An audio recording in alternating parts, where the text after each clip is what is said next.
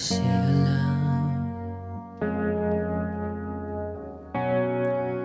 hinahanap ang sagot sa bakit. Hindi ko na kasi alam,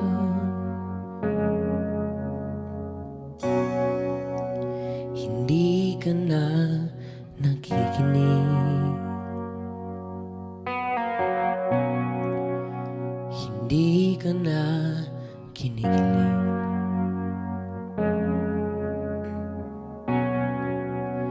Hindi ka na natutuwa pag may pasalubong ako na isaw.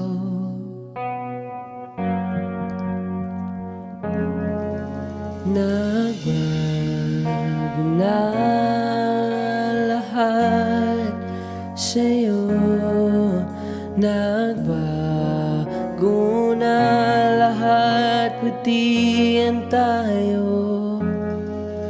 Nagbago ng iyong tingin, ang iyong ngiti, ang iyong nararamdaman. Ang gusto ko lang naman ay yakapin mo ko, kahit hindi na totoo. Maintindihan naman kita kung sawa ka na, kung saan ka sasaya. Wag kang mag-alala,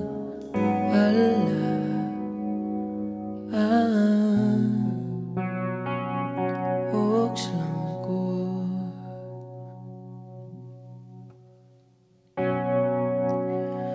Uy, salamat nga pala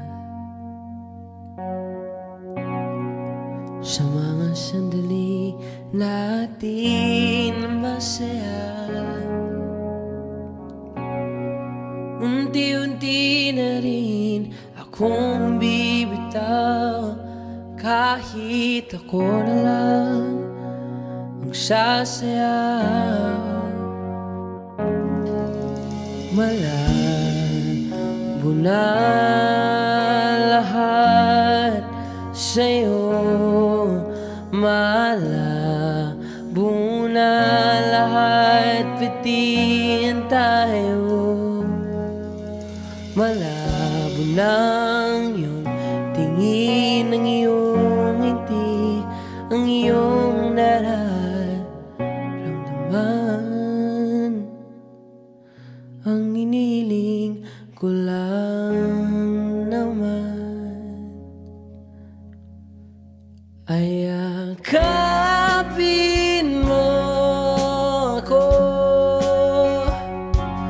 kahit hindi na totoo.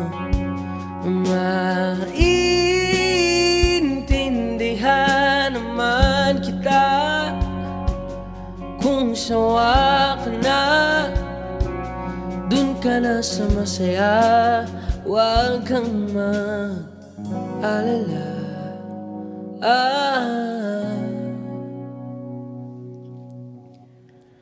okay lang ko. Huwag kang mag-alala, okay lang ako. Kakayanin mag-isa, okay lang ako. Basta't ikaw ay masaya, okay lang ako. Dito lang ako. Naglaho na lahat sa'yo, naglaho na lahat, pati ang tayo. Naglaho Bago ng iyong tingin, ang iyong ngiti, ang iyong nararamdaman. Ang huling hiling ko'y pagbigyan. Yakapin mo ako kahit hindi na totoo. Maiintindihan naman kita kung talagang sawa ka na, at kung masasaya ka sa iba, huwag mo na akong isipin pa. Oks lang ako,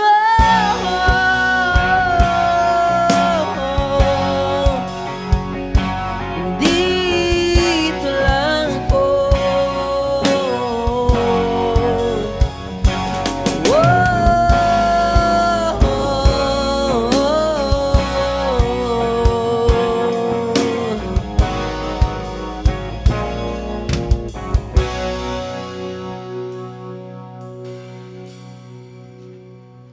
Oks lang ako.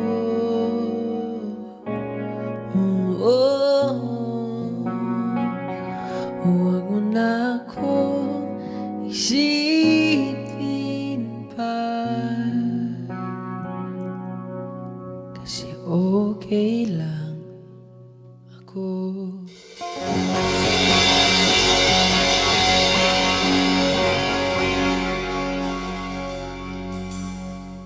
I started singing when I was 9 years old. Originally, akala namin na dancer ako kasi yung dati ko hip-hop dancer.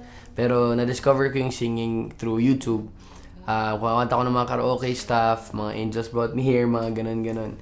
Ang naging main influence ko talaga when it comes to singing, and siguro naririnig din siya or maririnig din siya sa tone siguro or sa style, is si Justin Bieber talaga originally, kasi siya yung nagbigay ng spark sa akin na nung bata pa ako na kaya ko rin gawin yung ginagawa niya, hanggat sa nahanap ko rin yung sarili ko rin talaga na tunog.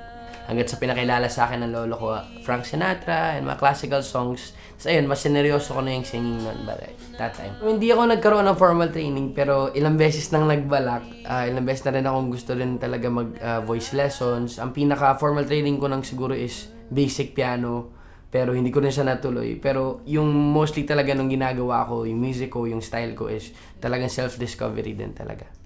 Ako kasi dahil sobrang siguro parang dream ng alam mo yun ng kid na nakikita niya sa YouTube dati. Gusto ko rin talaga parang si Justin Bieber, gusto ko yung alam mo yun, yung nararamdaman yung mga fans and all that stuff. Hindi pa sa talaga music yung nasa utak ko, more on yung lifestyle na nakikita ko kay Bieber. Yun ang naging agenda ko dati. Sinabi ko sa sarili ko dati na parang ang sarap ng buhay niya, yung alam mo yun, yung kinakanta ng mga tao, yung songs niya, kahit saan siya pumunta, nakikilala siya.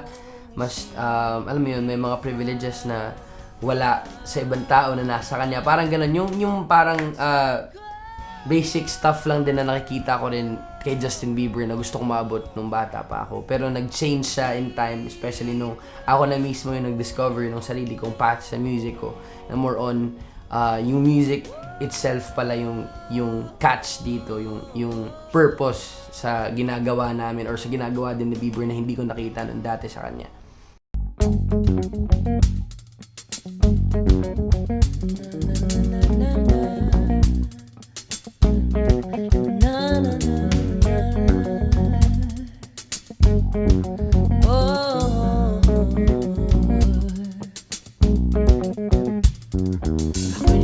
Sapagkat ito na yung sagot sa aking katanungan, kaya kahit saan mapadpad ay gagawin lahat para lang makuha ang ligaya na di kayang matumbasan ng anuman, ng kahit na anuman. Dahil iba't iba na ng tinahak, kahit na palagi napapahama, pilit hinanap ang dahilan para ako'y mapanata. Ngunit ba't di ko naisip na ikaw ay lingunin? Oh, oh.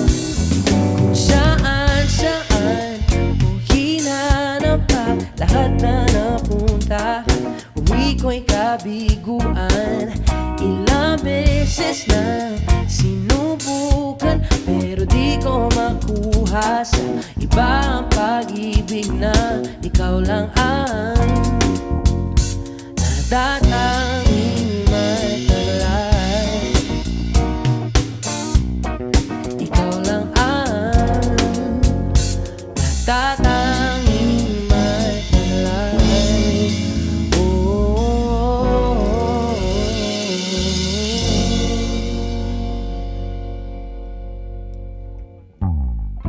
Pagod na ang paa kakalakad, nangihina pero hindi nagpapaawat. Umutang ng kaligayahan sa mga bagay na hindi naman kailangan, sa pag-aakalang doon ko matatagpuan ang kasagutan. Pero bakit nga ba ako lumilis ng tingin?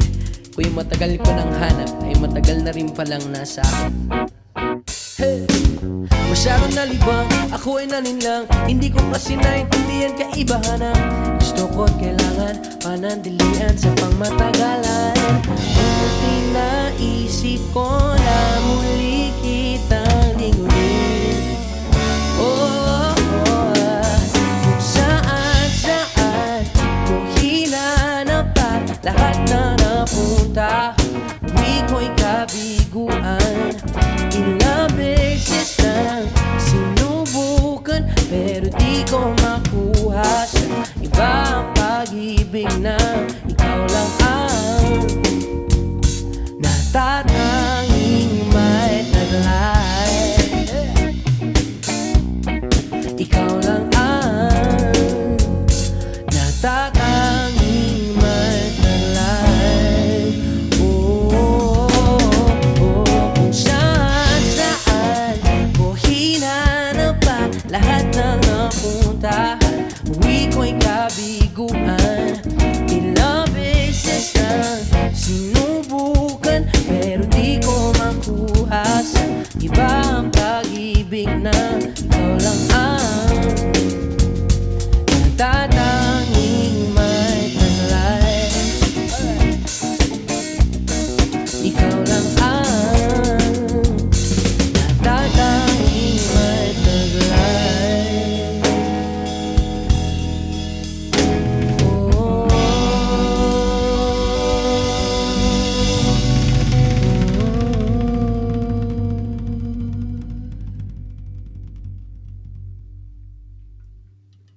Na-discover ako through competitions. Nagsasali ako dati ng Talentadong Pinoy, Pilipinas Got Talent, Tawag ng Tanghalan.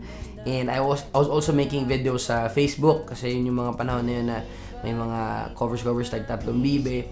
And that certain video ko, nag-million views. Yun yung first million views ko sa Facebook. And then, doon ko nakilala ang XB sa Cebu.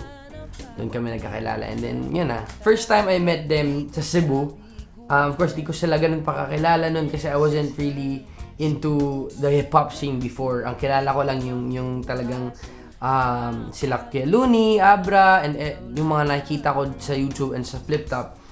And when I met XB, medyo nag-curious pa ako na tatanong ako kung sino ba sila, and then hanggat sa gumawa kami ng track, and then hanggat sa pumunta na ako sa Manila, hanggat sa naging kasali na ako ng group. And it was very fun. It was really a great experience for me kasi sila din yung naging stepping stone at sila yung nag-hone din sa akin bilang artist kasi yung style ko rin mas lumawak. Basically, hindi naman talaga ako nag-rap nung pumasok ako sa group. Ang nangyari is kasi nagkakilala kami, and then nagkataon lang na medyo puro sila rappers, and then pumasok yung genre na ginagawa ko na medyo R&B din na sakto sa hip-hop na ginagawa nila. So ako yung naging parang front singer ng group. Pero yung style ko, binagay ko lang siya na medyo hip-hop para ako sumakto rin sa grupo. Transition ko is very bigla. Nawiwirduhan ako noong time na yun kasi syempre parang yung pinapangarap ko dati na nakikita ko kay Bieber, yung sikat, yung kilala ka ng mga tao, kinakanta nila yung mga kanta mo. naramdaman ko yun nung nasa grupo ako.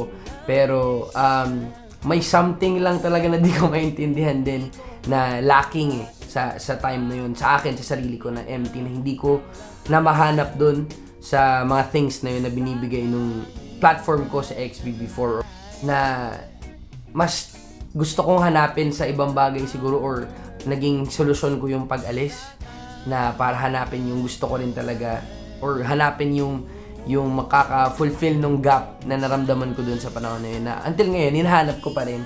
And I'm happy naman na dahan-dahan ko na siyang nabubuo yung puzzle dun sa mga tanong ko sa sarili ko at sa artistry ko. Mga bagay na natutunan ko sa stage ko ng career na to, sobrang dami. Simula pa nung nag-leave ako, self-discovery talaga, soul-searching. Ako naman, ang na-realize ko is hindi pala talaga yung fame and hindi pala talaga yung level of success ang basehan dito, yung purpose, yung maiiwan mo sa mga tao, at the same time yung impression nila sa'yo, hindi lang sa image, o yung impression nila sa'yo bilang tao, kasi yun ang tatatak sa kanila isang malaking responsibility siya.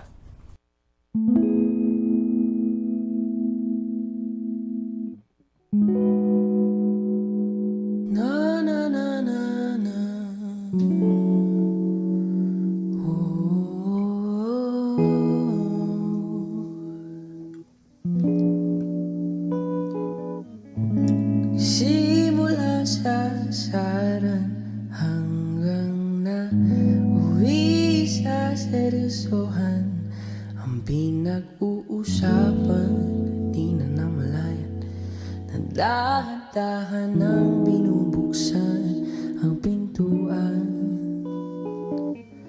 ng ating mga damdamin, at tila may kakaibang nangyayari. Di maipahiwatig ang ibig na sabihin, may gusto ka pang aminin, pero hindi mo na kailangan pa. Kasi alam mo ba, na alam ko na may tinatago ka, pero natatago pa. Kasi alam mo ba, siguro alam mo na, parehas lang naman tayong dalawa na nagtatago-taguan, nagtatago-taguan. Maliwanag ang buwan, ipaliwanag mo naman, hanggang kailan tayo magbibilang? Isa, dalawa, tatlo. Ayoko na maglaro, hindi na naman tayo mga bata para itago ang tunay na nararamdaman, at pilit mahanapin, di ko pa rin mawari ang ibig na sabihin. Kailan ba aaminin? Sa tuwing nagtitinginan ng mga mata, para bang nakakapagtaka, nahihirapan man naman ko siya, pero naiintindihan ko na. Kasi alam mo ba, na alam ko na may tinatago ka, pero natatakot pa. Kasi alam mo ba, siguro alam mo na, parehas lang naman tayong dalawa na nagtatago-taguan, nagtatago-taguan. Maliwanag ang buwan, ipaliwanag mo naman, hanggang kailan tayo magbibilang?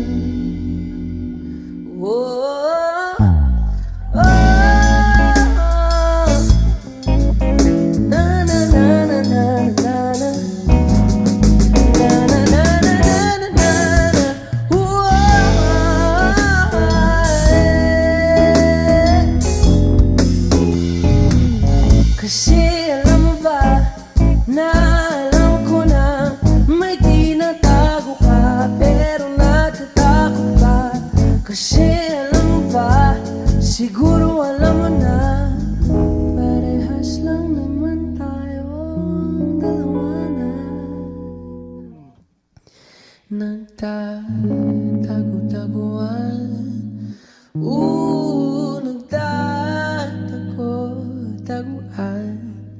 Maliwanag ang buwan, ipaliwanag mo naman. Hanggang kailan tayo magbibilang? Nagtatago-taguan, nagtatago-taguan. Maliwanag ang buwan, ipaliwanag mo naman. Hanggang kailan tayo magbibilang?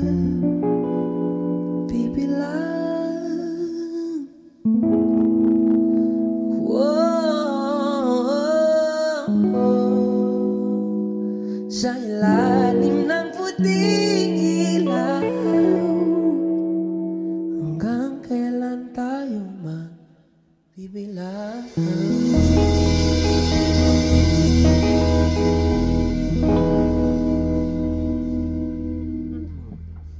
Na-start ko ma-realize na ito na pala talaga to, na seryoso na siya.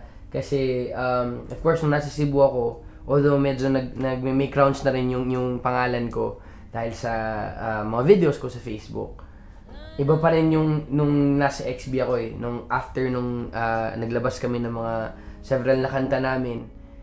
Kasi dati nag-isolate kami dun sa isang bahay, sa isang studio. So, hindi ko masyadong naramdaman. And until nung lumabas kami nung first gig namin, tsaka may mga pinupuntahan kami lugar na dahan-dahan na kami na-recognize ng mga bata, ng mga tao na naglalakad lang sa daan.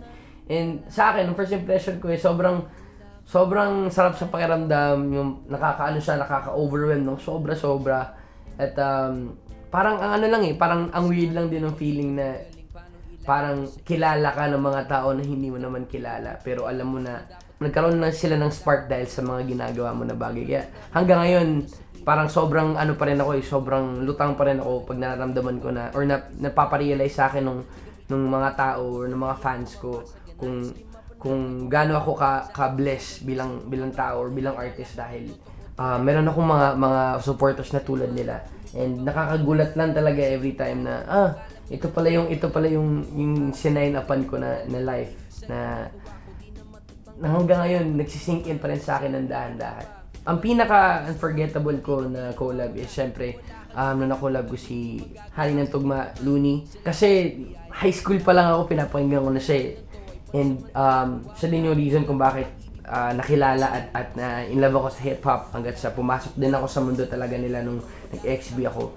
And sobrang nakakatuwa lang na kung paano siya bilang tao, paano siya bilang artist, especially na parehas din kami Bisaya, na alam mo yun, nirecognize niya yung ginagawa ko, although mas nauna siya sa akin sa ginagawa namin.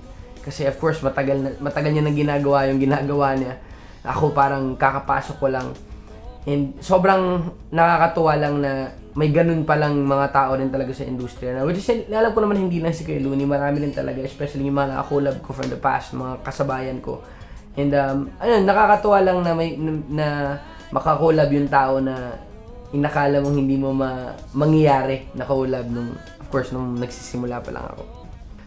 Sobrang dami kong nakikilala at nakakausap ng mga artists ngayon, especially sa mga up and coming din na katulad ko, na talagang nakaka-inspire, very challenging din at the same time.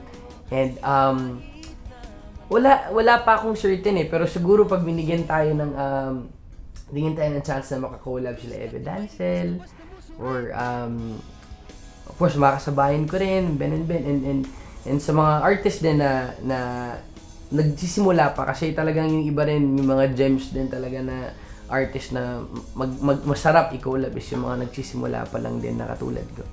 Hanggat sa kaya ko na ilabas at magawa na yung mga songs ko or yung mga output ko lagi is it's either makaka-motivate or it's either makaka-realize ng something sa mga tao or kahit sa mga bata na nakikita ako or napapanood ako, kasi sila yung magiging sila yung kasunod sila yung next generation. Kung gaano ako in-inspire ni Justin Bieber or ng mga artist nila Looney na tinitingnan ko dati, gusto ko rin ganun yung magiging tingin ng mga bata or mga nang susunod na generation sa akin, para at least masabi ko naman sa sarili ko na someday if wala na ako dito sa industry na to or sa scene na to or sa platform na to, may naiwan ako. sa mga bata or sa mga generation na parating pa lang.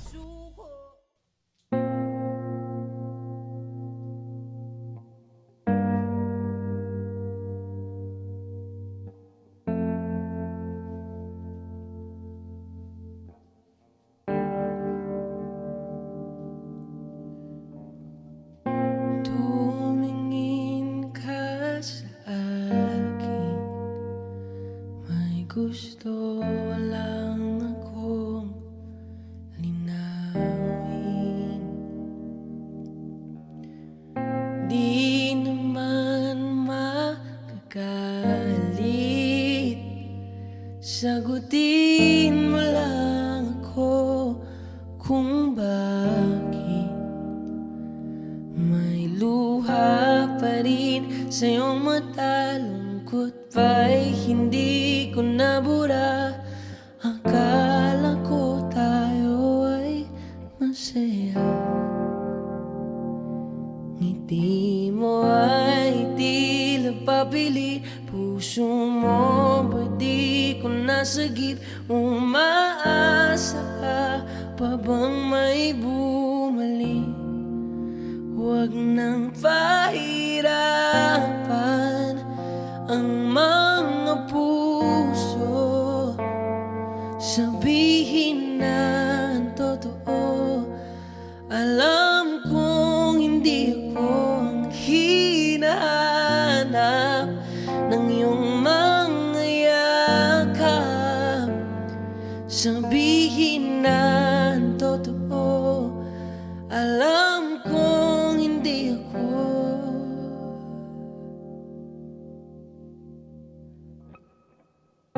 Bakit di mo maamin ang iyong mapaglarong damdamin? Naging akin ba talaga ang puso mo na tila naiwanan sa kanya?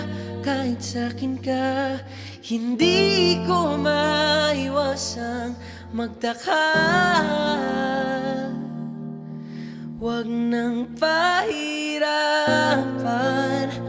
ang mga puso, sabihin na ang totoo. Alam kong hindi ako ang hinahanap ng iyong mga yakap, sabihin na ang totoo. Alam kong hindi ako, hindi ako, hindi ako. Alam kong hindi naman naging ako, hindi ako, hindi ako. Alam kong hindi naman naging ako. Di ka naman akin talaga, simula pa nung simula. Kung di naman tayo talaga, pinapalaya na kita. Di ka naman akin talaga, simula pa nung simula. Kung di naman tayo talaga, pinapalaya na kita.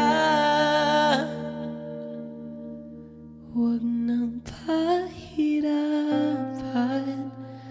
ang mga puso, sabihin na ang totoo.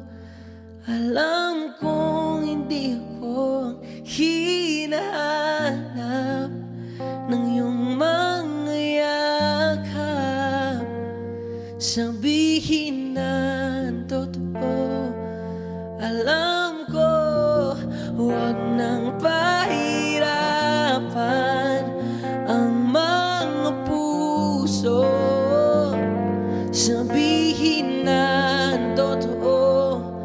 Alam kong hindi ako ang hinahanap ng iyong mga yakap, sabihin na ang totoo.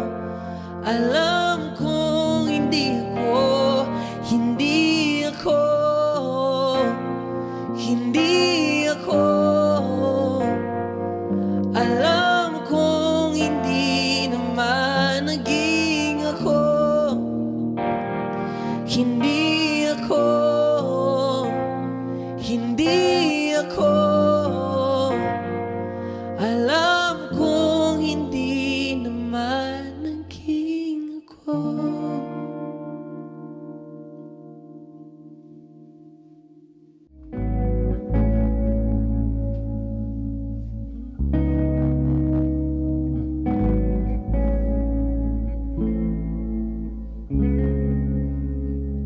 Na na na na na na.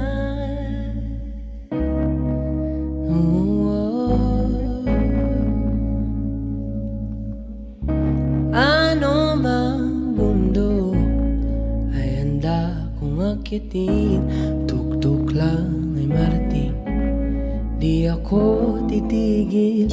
Gano man kalayo, handa kong dumayo, kahit na matalo. Merong bumubulong sa akin na hindi ka magaling. Paano ilalabas sa isip ko ang kaya kong gawin? Ang dami kong pagpipilian, ano dapat tanggalin? Di ko dapat kalimutan, sarili ko'y makalin. Ako'y tostado na sa ilaw, madalas nasisilaw, ngiting di mapaliwanag, loob ay nababagabag, kisap na higit sa hikaw, gagamitin papalinaw at hindi ako mabasag. Ang nais ko'y mapanatag, oo nga no, sabi sa salamin, sino nga ba ako? Ilalahad ang totoo, tunay kong pagkatao. Isang batang Cebuano, lumipad pa Maynila, naging isang sundalong, akala mo'y mahina. Madaming nakuhang aral sa akin, dating batalyon. Pag-ibig sa ginagawa ko, di na matatanggal yun. Salamat kay mama, salamat kay papa, pati na rin sa sabor at kaibigan di nawawala. Kung wala kayong lakat, ito'y hindi magagawa. At kay ama, salamat sa biyaya mong dala. Alam ko na ang lahat ng to ay pansamantala, mawawala rin ang lahat, pag-ibig mo matitira. Mulat na sa katotohanan, wala nang anilangan, minsan ay sarili lang pala ang tanging kong kalaban. Sa aking isipan na pinagpipilitan akong isipin na wala akong patutunayan, pero sa katunayan ba't nakikipagsabayan kung may sarili naman ako na dinadaanan? Malawak at marami po ang kaya kong gawin, at sa tamang panahon ay mararating ko din. Ano mang mundo ay handa kong akitin, tuktok lang ay marating, hindi ako titigil. Gano man kalayo, handa akong tumayo, kahit na matalo, hindi ako susuko. Na ano mang mundo ay handa kong akitin, tuktok lang ay marating, hindi ako titigil. Gano man kalayo, handa akong tumayo, kahit na matalo, hindi ako susuko. Nabistak din ba'y di basta-basta mo surrender?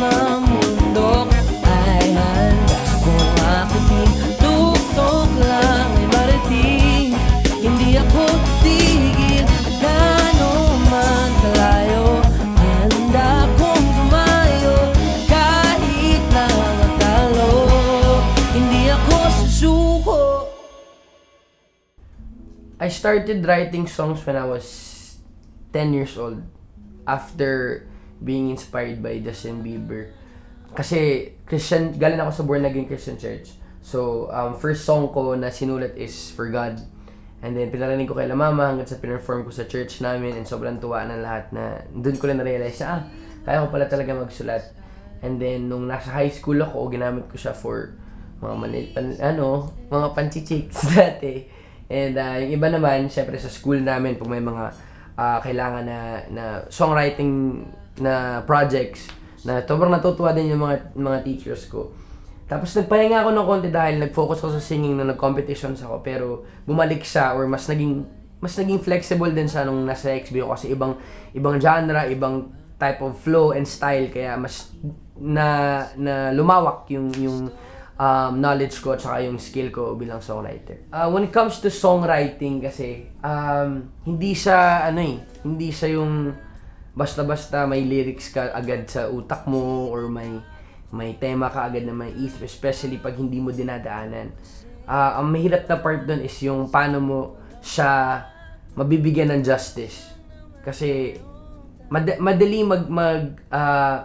mag-come up ng idea eh. Pero yung pagko-connect mo sa mga words na magme-make siya ng sense, especially din yung execution mo when it comes to the recording and the melody, yun ang para sa akin ang crucial na part eh, yung execution ng buong song, hindi lang yung songwriting. Ang habang tumatagal ako dito sa industriya na to, sobrang nakakatuwa lang din kasi ako mismo nare-realize ko or nararamdaman ko na may nag-evolve sa akin din. Especially pag pinapanood ko yung mga videos ko before, nung nasa Cebu pa ako, hanggat sa nag-XB ako, hanggat sa ngayon, yung last year. And kasi hindi naman din talaga na tumitigil yung self-discovery when it comes to art sa mga artists. Sa akin lang siguro is sobrang kung tama ba yung term na drastic, kasi parang ang bilis lang din ng mga gusto ko na ideas, mga gusto ko na agenda when it comes to my music. Ang sa sound din medyo nag-iiba rin talaga sa, especially sa mga ilalabas ko pa ngayon this year, 2020. Siguro yung purpose din ang nag-evolve sa akin. Iba na yung outlook ko sa ginagawa ko at sa industriya na ginagalawan ko kaysa sa dati. Actually, hindi ko masasabi kung mag-iiba ako ng genre kasi pag tinatanong din nila ako, wala rin ako may sagot ko ano yung genre ko. Mostly, siguro yung style is R&B soul. Pero yung genre, wala akong wala akong maisagot ko ano yung genre ko kasi parang hindi naman masasabi ko na sobrang flexible ko bilang artist, pero pag tinatry ko kasi yung boses ko, yung style ko sa ibang kanta din, nag-fit din kasi siya eh. So hindi ko pa masasabi ko ano yung genre ko talaga. Basta ako, discover, evolve lang ng evolve hanggat sa mahanap ko talaga yung para sa akin. Dito sa AMGO, basically isa din to sa mga sobrang random na genre na, of course, ito din yung first parang project ko na 5 songs na parang kasi after nung album ko sa XB, di na ako nagkaroon pa ng album. So itong EP na to is talaga na ilabas ko na yung gusto ko na marinig and yung gusto ko na mga tema and purpose sa songs ko. Ang pinaka parang madidescribe ko siguro dito is more on parang may pagka-gospel na may pagka-pop siya. So parang hindi ko rin siya talaga ma-explain, pero mas lang siguro siya, mas modern inspirational, parang ganun yung sound na naririnig or na mai-explain ko sa EP na to. Na na na na na na na. Nung una kitang makita, binihag mo agad ang aking mga mata at dahan-dahan nang nahulog. Hindi ko na malayan na ikaw na nga ang matagal ko nang hinintay. Oh, I'm falling in love with you. Girl, I just can't stop thinking about you. Ikaw ang laging sigaw ng puso kong ito. Kaya sana naman ako pansinin mo, pagbigyan ang pusong ito.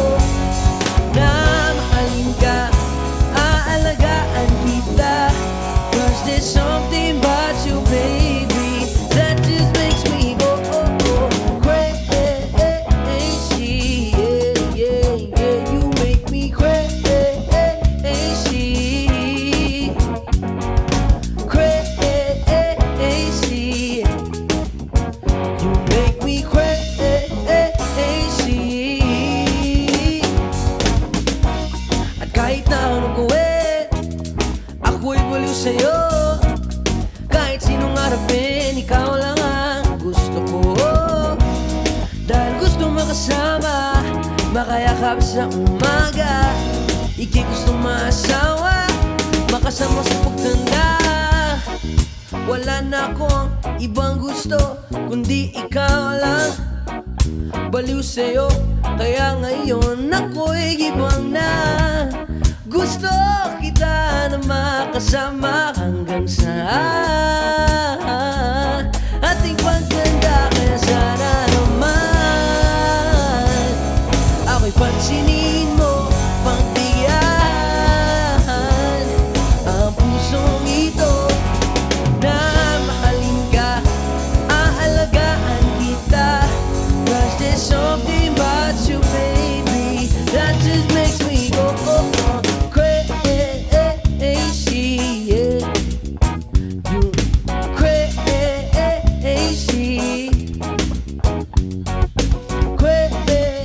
crazy, yeah. Cause there's something about you, baby, that just makes me go crazy.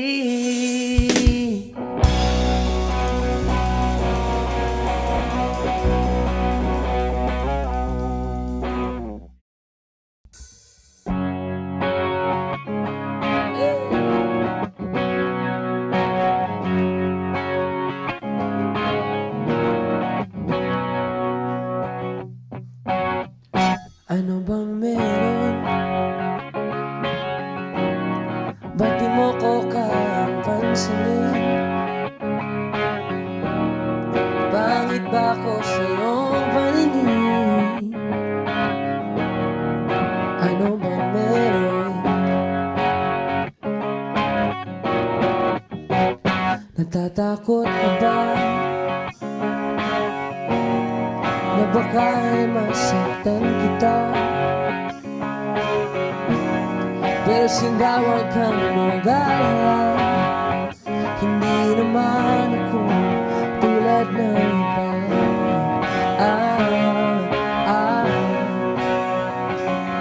Wala man akong magagarang kutsi, wala rin akong perang yaman, pero ang kaya kong ibigay ay ang puso ko.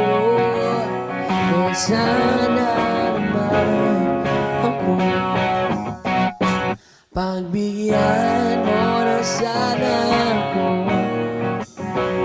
Hindi naman ako tulad ng nakakala mo. Di naman ako gwapo, wala rin otot ang kaya ibigay ng puso ko. Kaya wag mo na sana akong tuwan, kasi di naman ako fuckboy. Hey! Di naman ako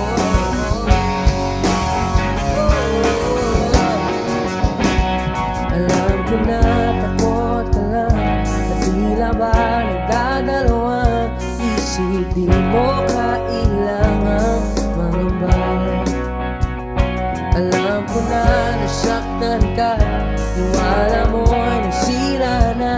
Di ka iiwanan dito mag-isa, dahil kahit na wala man ako, magagarang kotse, wala rin ako perang marami. Pero ang kaya kong ibigay ay ang puso ko. Kaya sana naman ako,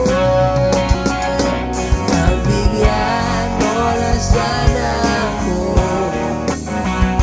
Hindi naman ako tulad ng pinag-alam mo. Di naman ako gwapo, lahat otot ang kayang ibigay na ngayong puso ko. Kaya wag mo na sana akong ibubuhay. Mahirap na kasi magtiwala, hindi din madali ang maniwala sa mga pangako na maaari kong bitawan. Kaya sana naman ay paniwalaan. Pagbigyan mo na sana ako. Hindi naman ako tulad ng pinagkakala mo. Hindi naman ako gwapo, wala rin otot. Ang kayang ibigan lang ngayong puso ko. Kaya wag mo na sana akong ituloy. Kasi di naman ako gwapo. Di naman ako fuckboy.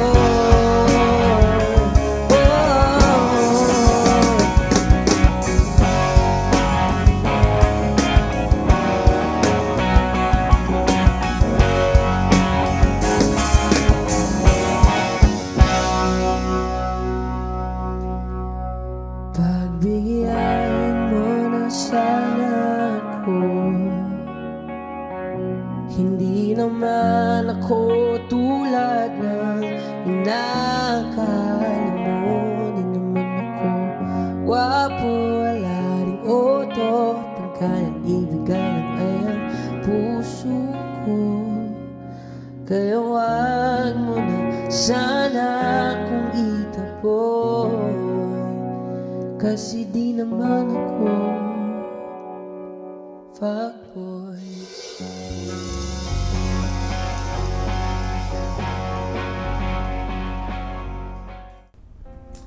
Ang nabibigyan ng music sa akin is purpose. Kasi when I started din siguro sa industriya na to, yun nga, iba yung outlook ko eh. Mas gusto ko yung fame lang, gusto ko yung attention, yung puri. Which is gusto ko pa rin naman yun hanggang ngayon, hindi ko naman yun itatago. Pero iba lang talaga din yung naibibigay niya na purpose sa akin. Kasi ever since, nung high school pa lang ako, alam ko na sa sarili ko na ito yung gagawin ko habang buhay. O hindi naman habang buhay, pero ito yung magbibigay ng meaning siguro sa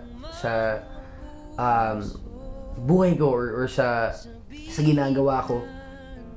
Siya yung reason kung bakit gumigising ako sa umaga. Ang okay, no? Pero siya yung pinaka, paano ko ba may explain? Siya yung nagdumadaloy talaga eh. Siya nagpapadaloy ng buhay ko kasi nung music talaga sa akin is hindi lang siya basta-basta parang bagay na ginagawa. Parang parte na rin siya ng pagkatao ko kasi tinatry ko rin yung tanongin yung sarili ko na talagang music lang ba yung gusto mong gawin? Kasi may times na nagda-doubt ka rin sa sarili mo, hindi ko na itatago yun na para sa akin ba to or talagang meant ba ako for this thing, na yung mismo music tsaka yung mismong mga na-achieve ko na binigay nila din sa akin na nagpaparemind sa akin na binigay ko sa yan, may purpose, hindi mo pa lang siguro talaga na di-discover ng buo, pero in time mo di-discover mo. Pero alam ko sa sarili ko na ngayon na para sa akin talaga to. Gusto ko lang na magkaroon ng kahit isang tao or iilang tao na magsasabi sa akin in the future pag matanda na ako or lumapit sa akin na, Jan, alam mo ba na nung nag-start ako sa music or nag-aaral ako dati, pinapahinggan ko yung music mo or naalala ko yung sinabi mo dati at dahil doon naabot ko yung pangarap ko or kung saan man ako ngayon, dahil din isa ako sa mga naging dahilan kung bakit na-inspire sila na abutin yung mga pangarap nila.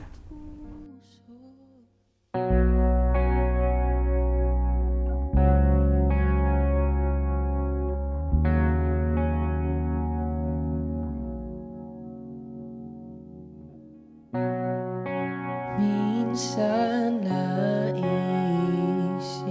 ko, parang pasan ko ang mundo. Tanong ko sa sarili ko, dapat na bang sumuko? Kailangan bang pilitin ko baguhin ang sarili ko ayon sa paligid ko?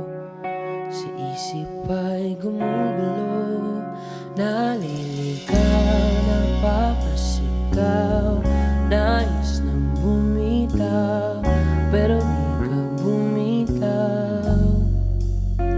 Naliligaw, napapasigaw. Nais nang bumitaw, pero di ka bumitaw. Sa tuwing ako'y nangangapa sa dilim at nangangambang baka hindi ko na masisila. Yan ang liwanag ayan dyan kapag iparamdam na di ko kailangang harapin ang bukas ng mag-isa. Buti na lang at buti na lang at andyan ka. Buti na lang at buti na lang at andyan ka. Buti na lang at buti na lang at andyan ka. Buti na lang at andyan ka.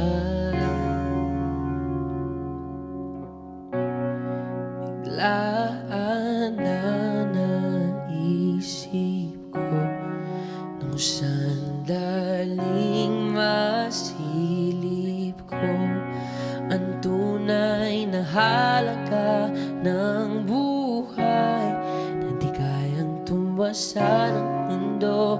At yun ay ang pag-ibig, nagbibigay ng himig. Alay ko aking tinig, tanging sa'yo. Naliligaw, napapasigaw, nais nang bumitaw, pero di ka bumitaw.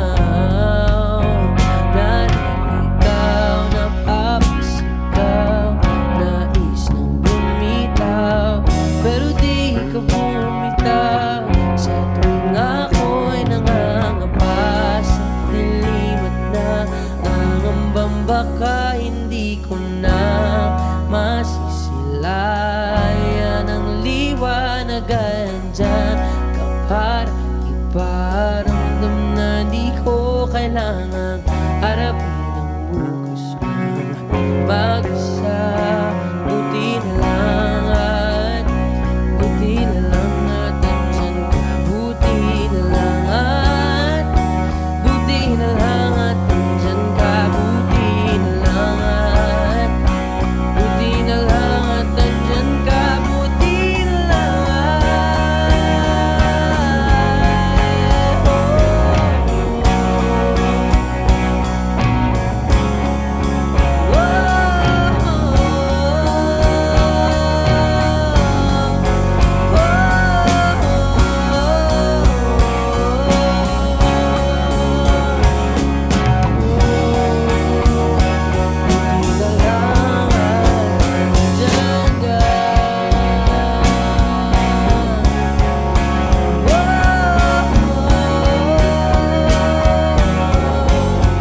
salamat at andyan ka. Buti na lang at andyan ka.